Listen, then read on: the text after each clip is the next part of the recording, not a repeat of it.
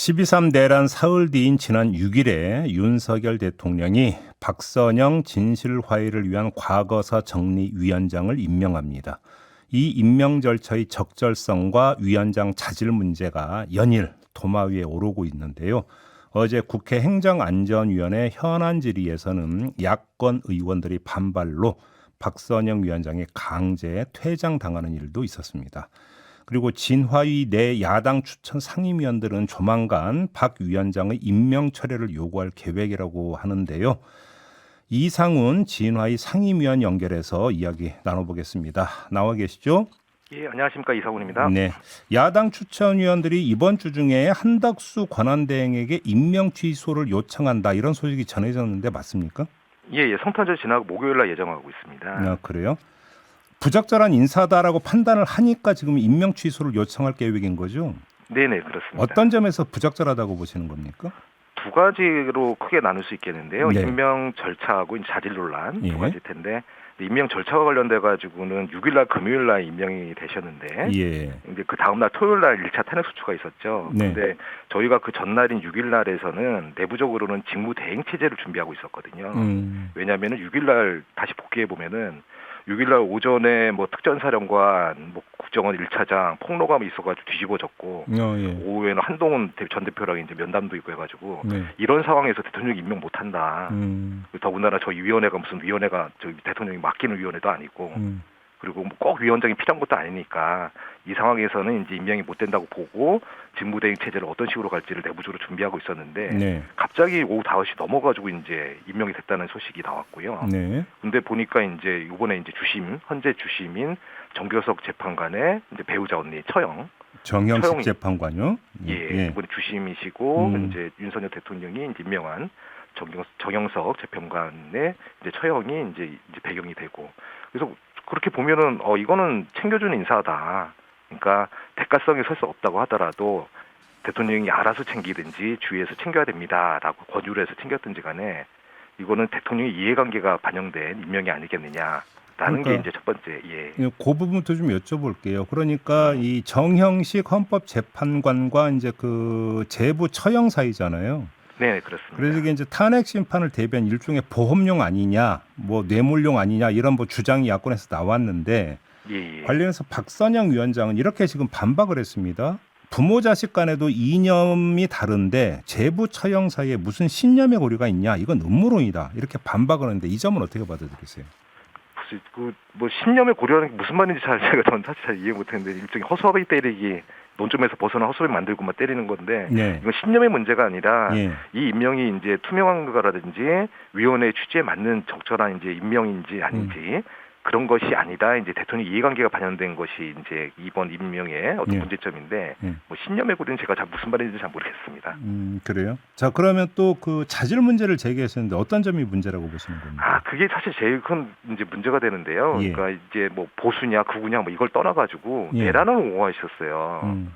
그러니까 박선영 위원장이 이제 페이스북에다가 활동을 많이 하는데, 네. 예를 들어서 내란 행위에 반대되는 야당 의원 사진이 있으면은 거기다 핑계가 좋다, 요때다 싶은가 보다, 뭐 댓글을 달든지, 아니면 자신의 말에 댓글로 달린 여러 가지 글들, 예를 들면은 뭐 국회 예산이 맞다, 차라리 이참에 보수 우익들이 촛불 적바에 맞춰서 태극기를 들고 응집해야 된다. 예. 여기다가 막 좋아요를 누르고 사실상 내란을 옹호하신 그런 SNS 활동을 하셨는데, 예.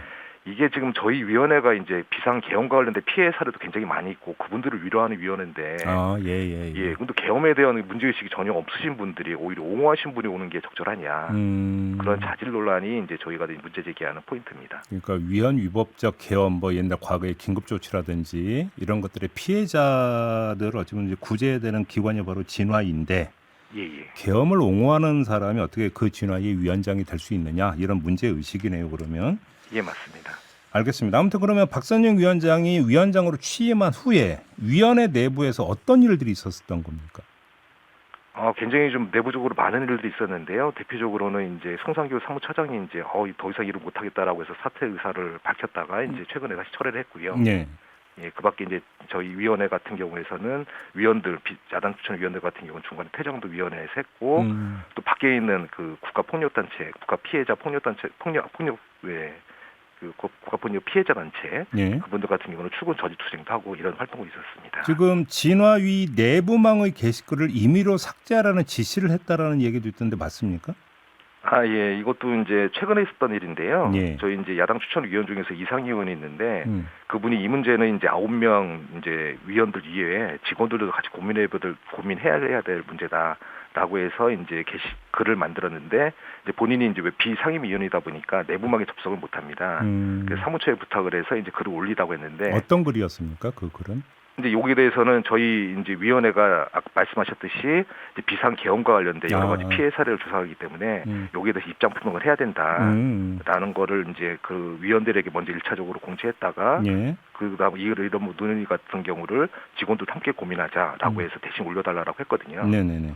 근데 위원장께서 이제 사무처에다가 본인이 지시 없이 이런 정치적 글을 올렸다고 해가지고 삭제하라고 이제 지시한 게 있는데 제가 다시 올렸습니다. 저는 상임위원이기 때문에 저 예. 내부망에 이제 접속할 수 있기 때문에 제가 내리자마자 바로 올렸습니다. 다시. 그냥 올려서 지금도 게시되어 있는 상황입니까? 그러면? 예, 현재는 게시되어 있는 상황입니다. 알겠습니다. 그다음에 또 전체 위원회에서 평소보다 2.5배나 많은 안건이 올라왔다. 이런 것도 문제 제기가 이루어진 것 같은데 이건 무슨 이야기입니까?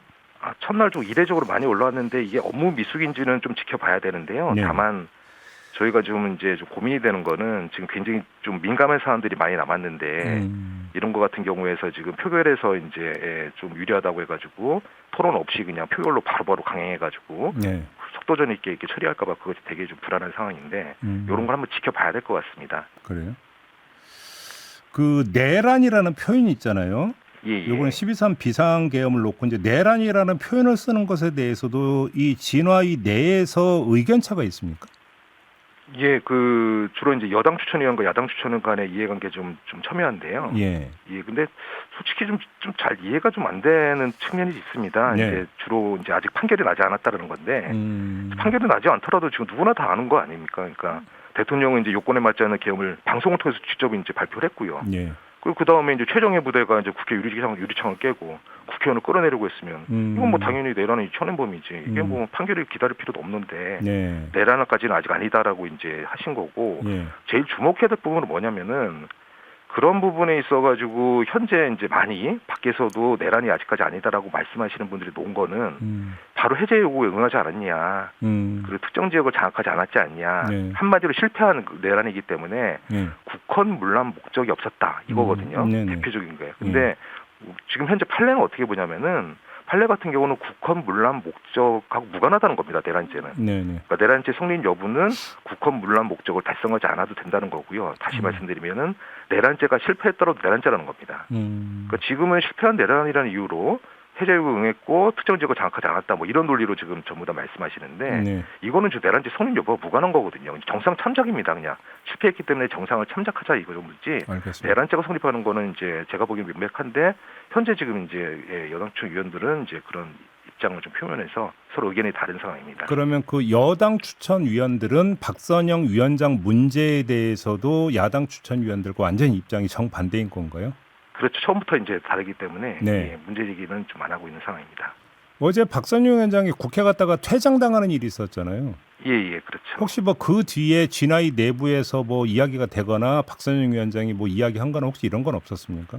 아직까지는 내부적인 입장은 따로 없고요. 네. 예, 좀 지켜보고 있는 저희 야당 추천 위원들도 좀 지켜보고 있는 상황입니다. 알겠습니다. 아무튼 그 내일 모레 한덕수 권한대행에게 임명 취소를 요구할 계획이라고 말씀을 주셨는데 네네. 받아들일 가능성이 솔직히 높아 보이지는 않습니다. 한덕수 대행의 요즘 모습을 보면. 그럼 만약에 안 받아들이면 그때는 어떻게 하실 계획이세요? 일단 그것과 무관하게 이제 지금 현재 흐름은 결국 대통령은 헌정질서 파괴 범죄로 저질렀고 네. 국민들은 이제 파괴된 헌정 질서를 회복하는 단계지 않습니까? 네. 그러니까 현재 지금 이제 박선희 위원장께서 그러한 취지에 공감을 해서 자기도 이제 헌정 질서 회복에 동참하겠다. 라고 하면 이제 저희 위원들도 이제 다시 한번 생각해 봐야 될 것 같고요. 네. 그리고 그것과 무관하게 이제 권한 대행이 만약에 처리가 안 받아진다 그러면은 계속적으로 저희 위원들은 문제 제기를 다양하게 할 수밖에 없지 않나 싶습니다.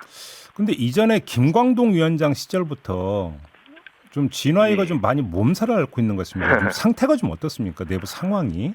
아, 그냥 힘듭니다. 뭐가 제일 힘드세요? 일단 저희 위원회 설립 취지가 말씀하신 국가폭력 피해자들을 위로하고 진실규명을 하는 데인데 네. 여기하고 취지랑 좀 뭐 공감을 못하는, 반대되거나 공감 못하시는 분들이 자꾸 위원장으로, 기관장으로 활동하시니까 예.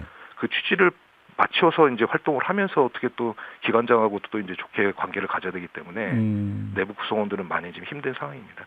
그래요.